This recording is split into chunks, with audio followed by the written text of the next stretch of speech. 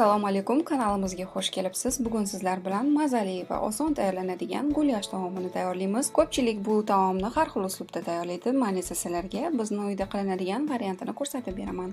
Buning uchun bizga kerakli masalliqlar: 500 g mol go'shti, 15 g petrushka, 2 ta piyoz, 3 dona sarimsoq donasi, tabga ko'ra tuz, 3 osh qoshiq un, 2 osh qoshiq tomat pastasi, 800 g suv, tabga ko'ra murch, zira, kashnishlodan qizil qalampir. Qovurish uchun esa yarim cho'mich zaytun yog'i. Garnir uchun 150 g grechka, 200 g makaron.